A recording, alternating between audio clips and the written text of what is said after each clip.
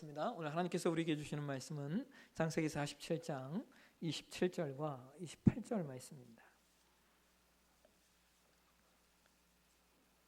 창세기 47장 27절과 28절 말씀. 자셨습니까? 우리 같이 한 목소리로 같이 봉독하겠습니다. 이스라엘 족속이 애굽 고센 땅에 거주하며 거기서 생업을 얻어 생육하고 번성하였더라. 야곱이 애굽 땅에 17년을 거주하였으니 그의 나이가 147세라. 아멘.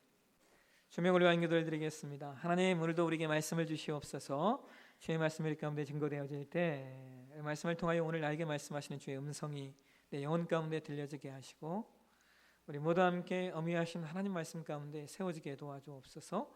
무엇보다 성령의 조명하심을 통하여 잘 깨닫고 또 깨달은 것만큼 살아낼 수 있는 귀한 은혜 우리 가운데 있도록 도와주옵소서. 거룩하신 예수님의 이름으로 기도합니다. 아멘. 오늘 장사행경의 171번째 시간, 우리 스토리텔링이 있는 삶, 스토리텔링이 있는 교회라고 하는 제목으로 오늘 말씀을 좀 나누도록 하겠습니다.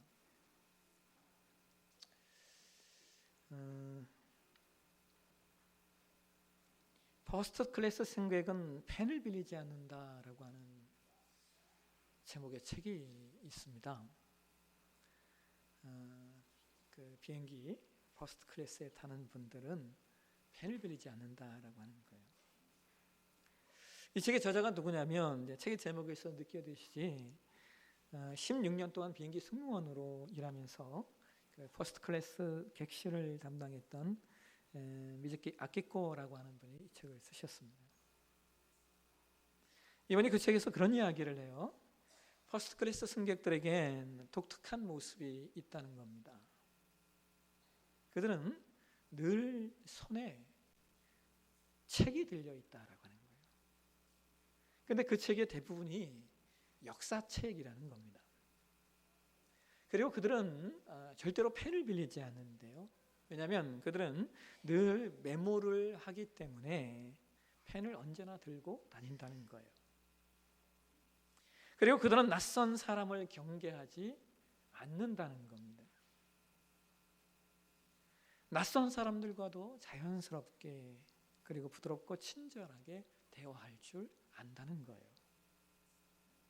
그리고 무엇보다 그들은 명품을 가지고 다닌대요. 그런데 저자가 말하는 명품이 뭐냐?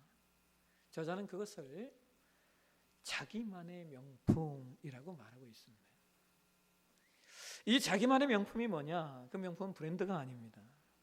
브랜드를 가진 비싼 어떤 제품이 아니라 30년 전에 부인이 사준 지갑, 딸이 만들어준 자수 열쇠 고리, 아버지가 선물해준 오래된 만년필, 혹은 오래된 시계, 오래된 라이터, 혹은 오래된 도장 같은 것들을 그들 몸에 지고 다닌다는 거예요. 그래서 그 책에서 저자가 이런 얘기를 해요. 자신의 오래된 만년필을 통해 어려운 시절 자신을 위해 헌신한 아버지를 떠올리고 늘 초심을 다지며 계약을 하는 사람이 성공하지 않을 수는 없을 것이다 라고 말합니다. 여러분, 물론 퍼스트 클래스를 타는 승객이 곧 성공하는 사람들을 상징하는 것은 아닙니다. 그리고 퍼스트 클래스 승객이 되는 것이 인생의 목표도 될 수 없습니다. 그러나 분명한 것은 그들 중에 분명하게 배울 것이 있다는 것이죠. 특별히 저는 책의 내용에서 이런 생각을 했어요. 그들은 값으로 따질 수 없는 것들을 명품으로 여긴다라고 하는 거예요. 사람들은 값으로 따지는 것을 명품으로이라고 말한다면 그들 중에 특별한 분들은 정말 값으로 따질 수 없는 것들을 명품으로 여기며 산다라고 하는 것이죠. 그 중에 하나가 그건 것 같아요. 추억인 것 같습니다. 추억. 그들에게는 아름다운 추억, 또 존귀한 추억, 그들 스스로가 아름답게 만들어가는 추억들이 있다라고 합니다. 그러한 것들이 그들만의 삶의 아주 진한 스토리가 되는 것입니다. 덴마크의 세계적인 미래학자인 롤프 엔센이라고 하는 교수님이 계셔요. 이분이 쓴 책이 그 드림 소사이어티라고 하는 제목의 책이 있는데요. 그분이 그 책에서 이런 얘기를 합니다. 도래할 사회는 드림 소사이어티이다. 이는 기업이나 지역사회나 개인의 데이터나 정보가 아니라 이야기를 바탕으로 성공하게 되는 새로운 사회이다 라고 말합니다. 이게 무슨 말이냐면 우리가 살아가고 있고 앞으로 살아가야 할 시대는 그 사람이 살아낸 삶의 이야기, 즉 라이프 스토리가 인생의 성공을 의미하는 아주 중요한 내용이 된다는 겁니다. 단순히 돈을 많이 벌었느냐 아니면 높은 위치에 올라갔느냐 혹은 뭐 많은 스펙을 가졌냐 이게 중요한 것이 아니라 그 사람의 삶에 어떤 이야기가 있느냐, 그 사람의 삶에 모두가 함께 웃을 수 있고 또는 모두가 함께 눈물을 흘릴 수 있는 그런 인생 이야기가 있느냐가 성공의 의미를 대변하게 된다는 거예요. 그래서 최근에 우리가 많이 듣게 되는 이야기가 하나 있죠. 스토리가 스펙을 이긴다라는 말입니다. 예전에는 스펙, 즉 기능 중심의 어떤 최고 혹은 뭐 최초 혹은 최대를 지향했다면 우리가 살아가고 있고 또 앞으로 도래할 이 시대는 유일한 그리고 특별한 그리고 독특한이라고 하는 내용을 담고 있는 스토리가 지향되는 시대가 도래했다는 겁니다. 오늘 저와 여러분이 봉독하는 말씀은 야곱의 인생의 마지막 때에 관한 말씀이에요. 오늘 본문부터 해서 창세기 마지막 장인 창세기 50장 21절까지의 말씀이 대략 같은 시기에 이루어진 사건이에요. 오늘 보면 창세기 47장 28절에 성경이 이런 이야기를 합니다. 보실까요? 같이 한번 읽겠습니다. 야곱이 애굽 땅에 17년을 거주하였으니 그의 나이가 147세라. 여러분, 야곱이 그 애굽 땅에 몇 년을 거했다라고 이야기하고 있어요? 17년이래요. 17년. 여러분 참 재밌는 게 뭔지 아세요? 야곱이 요셉을 잃어버렸을 때, 즉 형들이 요셉을 노예로 팔았을 때가 언제냐면요, 요셉의 나이 17살 때입니다. 그러니까 야곱이 요셉과 17년을 함께 살다가 요셉을 잃어버렸는데 후에 다시 야곱이 요셉을 만난 후에 함께 살았던 시간 또한 역시 17년이라는 거예요. 그럼 왜 이렇게 17년이라고 하는 연수가 두 번씩이나 동일하게 반복되어 있는가? 이건 좀 해석이 필요하죠. 어떤 분들은 이것을 성경에는 숫자의 의미가 있는데 10과 7이 완전을 의미하는 수이기 때문에 완전과 완전이라는 거예요. 그래서 10이라는 완전과 7이라는 완전이 합해져서 하나님이 하나님의 뜻을 완전하게 완성하셨다라고 해석할 수 있다는 거예요. 이런 해석도 가능할 겁니다. 근데 여러분, 저는 이 17이라는 숫자를 보면서 이런 생각을 해봤어요. 뭐냐면 아주 단순하게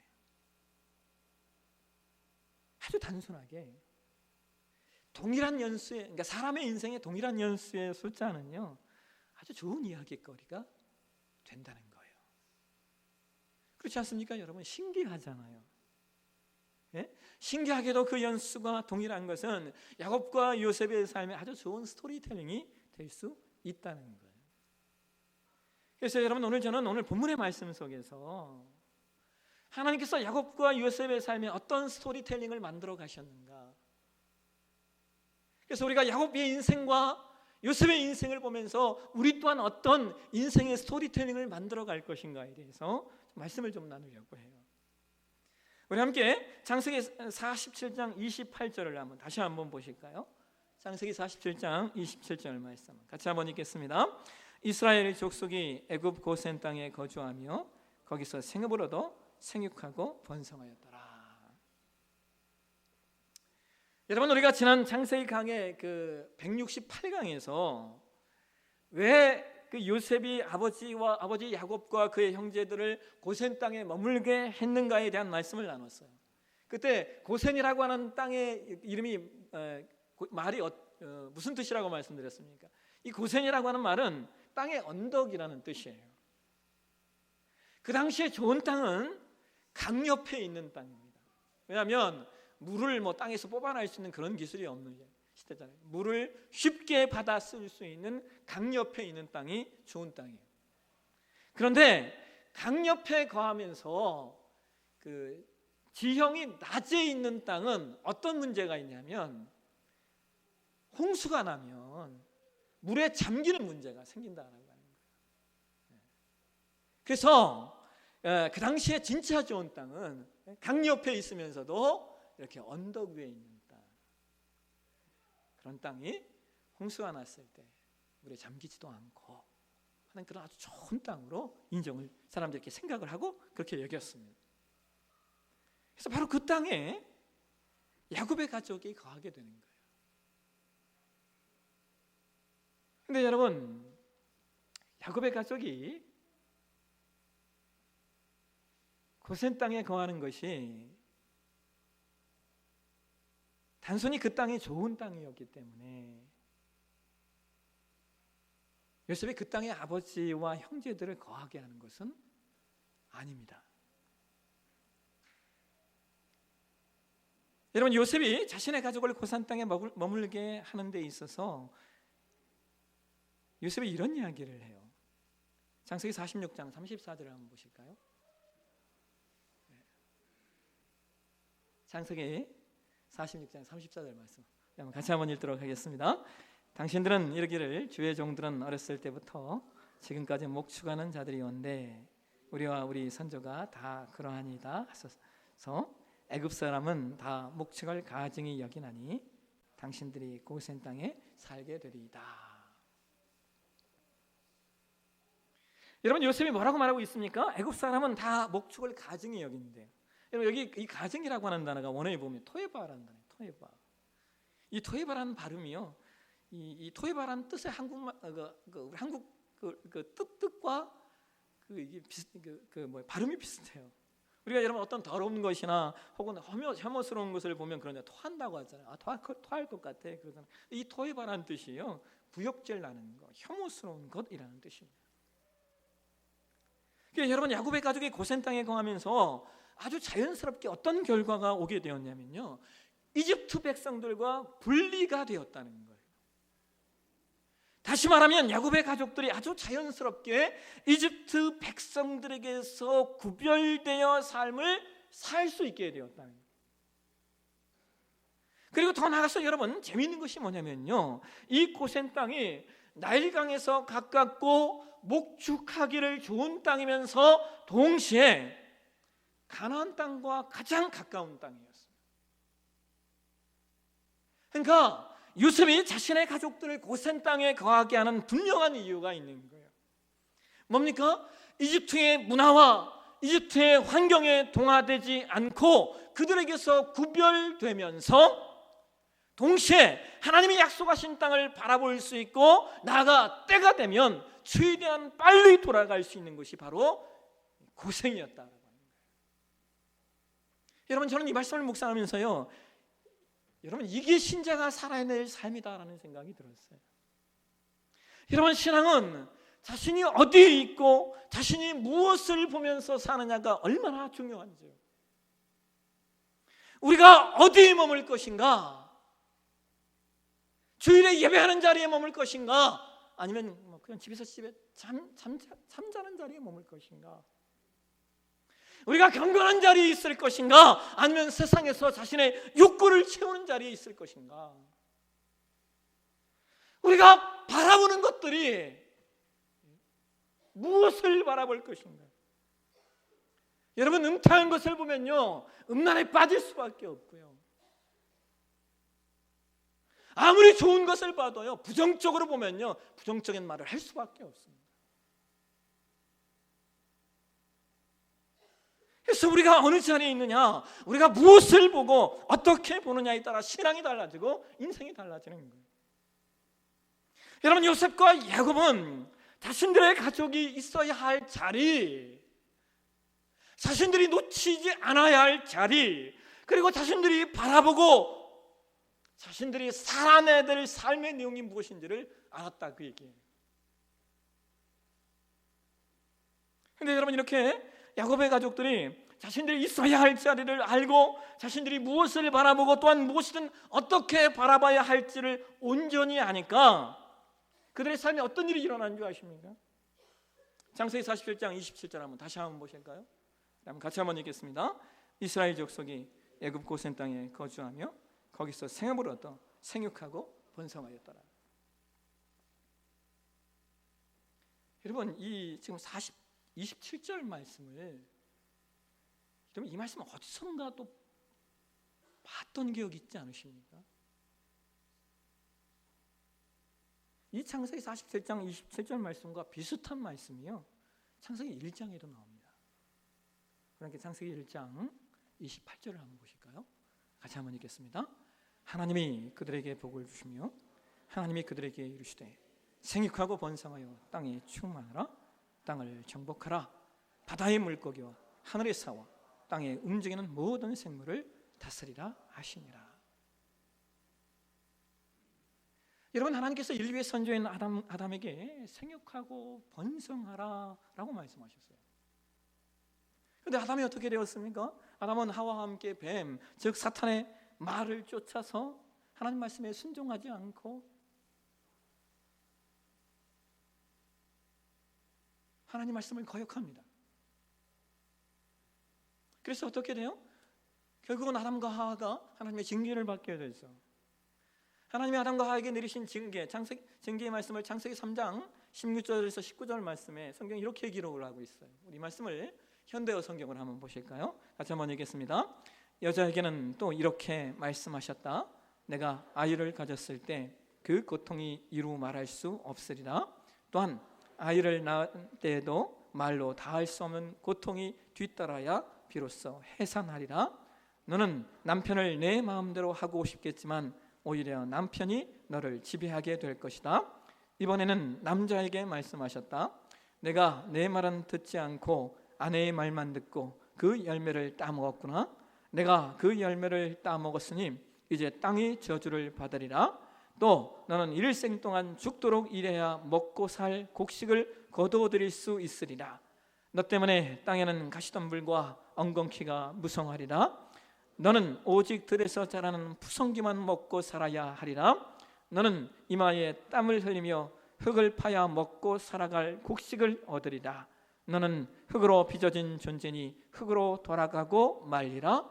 너는 먼지니 다시 먼지로 돌아가리라.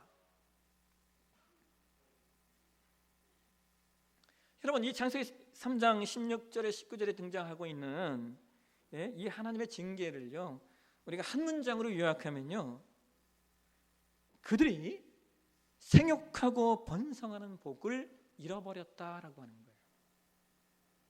그들이 타락함으로 말미암아 여성이 해산의 고통을 갖게 되고 땅이 저주를 받아 엉겅퀴에 푸성기를 내고 흑인이 흙으로 먼지로 돌아가게 되었다. 이 말은요, 그들이 생육하고 번성하는 복을 잃어버렸다라고 하는 거예요. 그런데 여러분, 아담과 하와가 생육하고 번성하는 복을 잃어버렸는데 오늘 우리가 봉독한 창세기 47장 28절의 성경이 뭐라고 말하고 있어요? 이스라엘 족속이 고센 땅에 거주하며 거기서 생업을 얻어 생육하고 번성하였더라 라고 성경은 말하고 있어요. 여러분, 이 말씀은 아담과 하와가 잃어버렸던 그 복을 야곱과 그의 후손들이 지금 회복시켰다라는 말이에요. 여러분, 야곱의 인생이 얼마나 어렵고 힘들었습니까? 지난주에도 우리가 나누었듯이 야곱의 인생은 사기치고 그래서 사기당하고 도망다니고 죽음의 위협을 겪어야 했고 심지어 자녀들까지도 아픔을 겪어야 했던 정말 말 그대로 지난했던 그런 인생입니다. 근데 여러분, 그 모든 시간을 통해 야곱이 어떤 인생이 되느냐? 야곱이 어떤 인생이 되어가고 있어요? 아담과 하와가 잃어버렸던 생육하고 번성하는 복이 야곱의 인생을 통하여 회복되고 있다는 거예요. 그러니까 여러분, 저는 성경을 보면서요, 야곱의 인생만큼 멋진 스토리텔링이 또 없는 것 같아요. 야곱은 정말 이야기가 있는 인생이에요. 우리는 야곱의 실패와 야곱의 실수를 보면서 우리는 동질감을 느껴요. 왜? 우리도 실패하고 실수하거든요.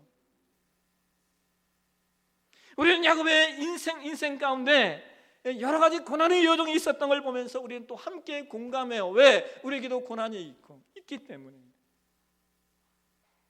그래서 우리는 함께 울 수 있어요. 그리고 무엇보다 야곱의 인생 결론이 잃어버린 하나님의 말씀이 다시 회복되는 생육하고 번성하였더라라고 끝나니 이것만큼 놀라운 스토리텔링이 또 어디에 있겠습니까? 그래서 여러분, 오늘 저와 여러분도, 저와 여러분의 삶도 야곱과 같이 이렇게 이야기거리가 있는 인생 스토리, 이거 쓰셨으면 좋겠어요.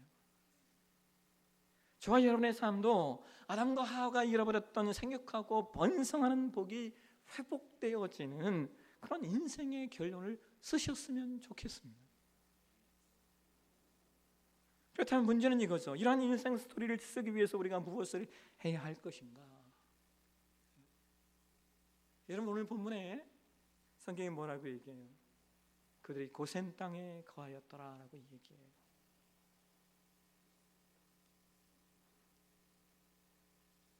우리가 스토리텔링이 있는 인생이 되기 위해서 해야 될 일은 우리가 고센 땅에 거하는 거예요.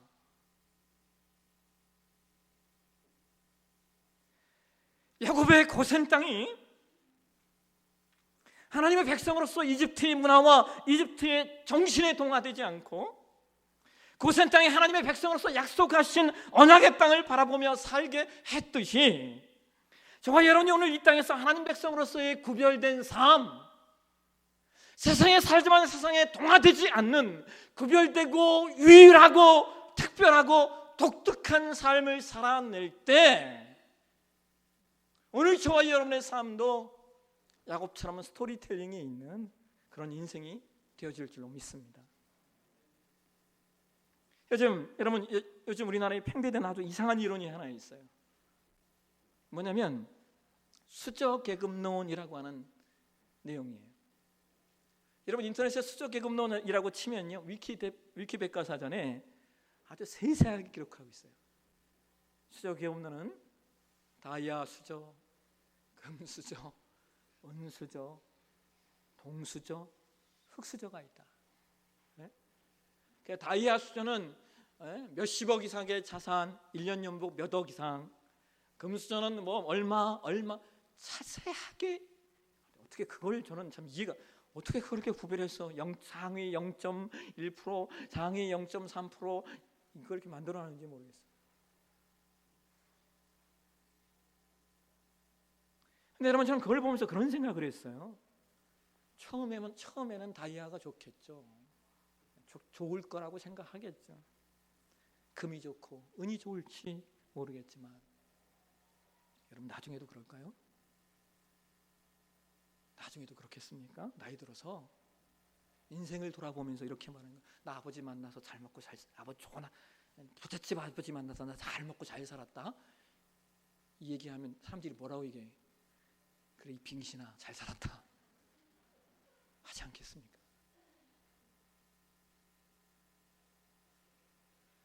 할 이야기가 없는 인생이에요. 그런데 동이나 흙은 나중에 할 얘기가 얼마나 많겠습니까? 내가 가진 것 아무것도 없었지만 그래도 나 내 삶 열심히 살았다. 나 진짜 힘들었지만 나 그래도 좌절하지 않았다. 나 때로 죽고 싶었던 때도 있어. 근데 나 절망하지 않았어. 포기하지 않았어. 여기까지 왔어.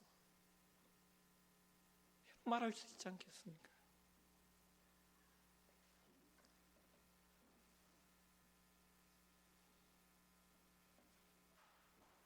네부사랑의 교회가 세워진 지 10년이 되었어요. 제가 돌이켜보니까 언제가 제일 힘들었을까?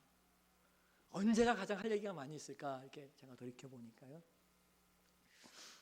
저는 개척했을 때라고, 처음 개척했을 때라고 생각을 했어요. 근데 그때보다 더 어려운 때가 있었어요. 그게 언제냐면 우리 교회가 이 홍성에서 내포에 들어왔을 때였어요. 그때가 저는 개척했을 때보다 그때 내포에 들어왔을 때가 제일 힘들었어요. 왜냐? 개척했을 때는 어차피 뭐 성도님 한 분도 안 계시잖아요. 개척했으니까. 예? 근데 내포로 들어올 때는 많은 성도님들이 내포로 함께 오지 않고 교회를 떠나셨어요. 제가 이제 와서 하는 말이지만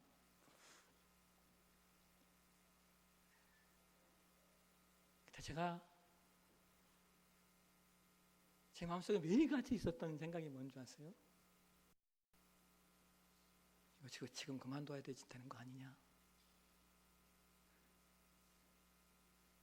이쯤에서 내려놔야 되는 거 아니냐?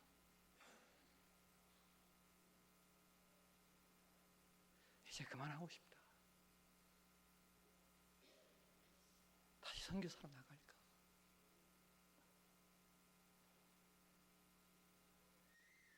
근데 제가 그때 그만두지 못한 이유가 있어요.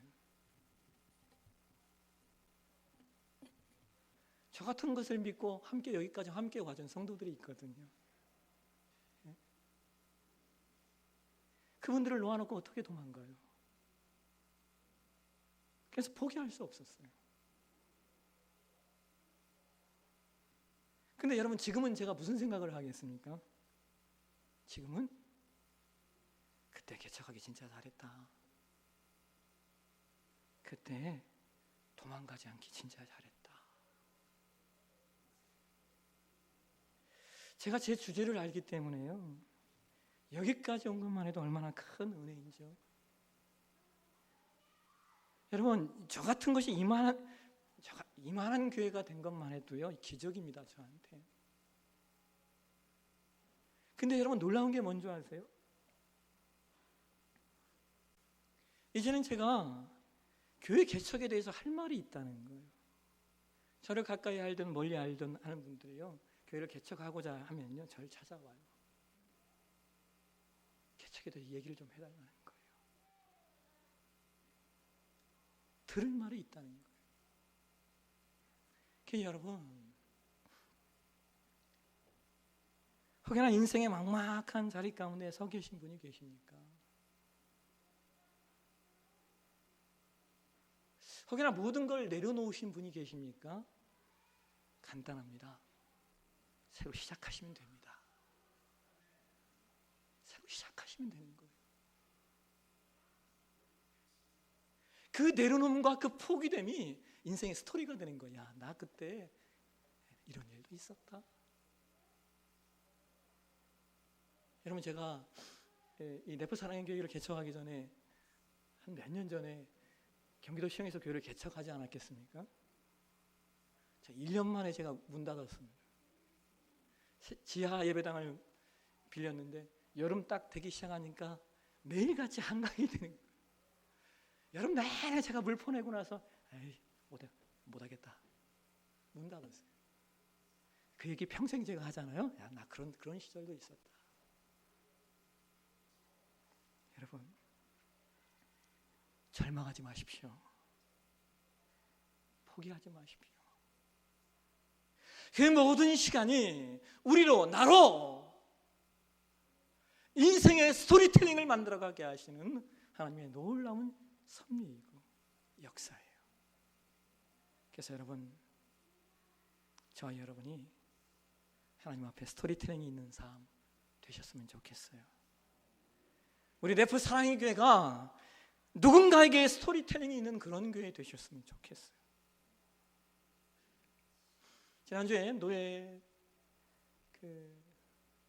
송년회가 있었어요.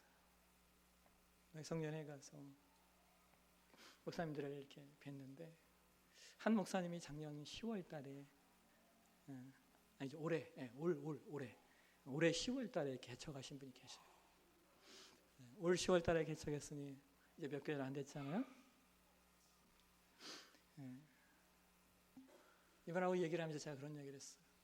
목사님, 사람들이 말하길 지금은 개척교회 안 된다. 누구나 한결같이 말하길 지금은 개척교회 시대가 아니다라고 말하는데, 네, 목사님, 개척교회 됩니다. 개척교회 됩니다. 다들 안 된다고 말할 때 목사님 할 수 있다고 얘기하십시오. 할 수 있다고 부르짖으십시오. 하면 됩니다라고 목사님 말하십시오. 제가 그 목사님 손 꼭 잡고 그렇게 얘기했어요. 목사님 저한테 그래요. 예, 목사님 맞아요. 할 수 있어요. 나 할 거예요. 여러분, 세상에 수많은 교회들이 있잖아요. 예? 근데 교회의 스토리텔링을 써가는 교회는 몇 교회 안 돼요.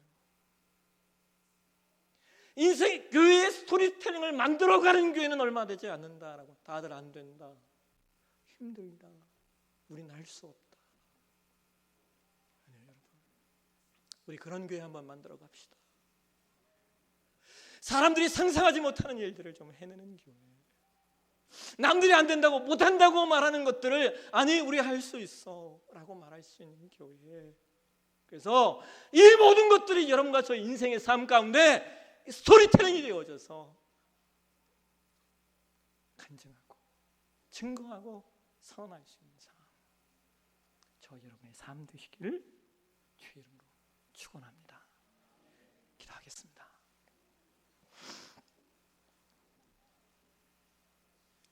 하나님,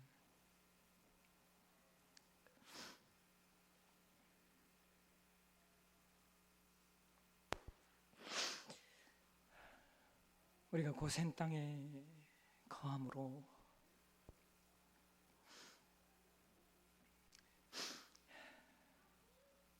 우리가 구별되어지고 우리가 하나님 아버지의 눈을 가지고 만물을 바라볼 때, 그리고 누군가를 바라볼 때 그 모든 것들을 통하여 우리의 인생의 아름다운 스토리가 만들어지고 채워질 줄로 믿습니다. 하나님, 우리에게 허락하신 삶, 하나님 앞에 구별되고 유일하고 그리고 정말 유니크한 그런 신앙의 여정, 그런 삶의 여정 써가는 우리 되게 도와 주옵소서. 거룩하신 예수님의 이름으로 기도합니다. 아멘.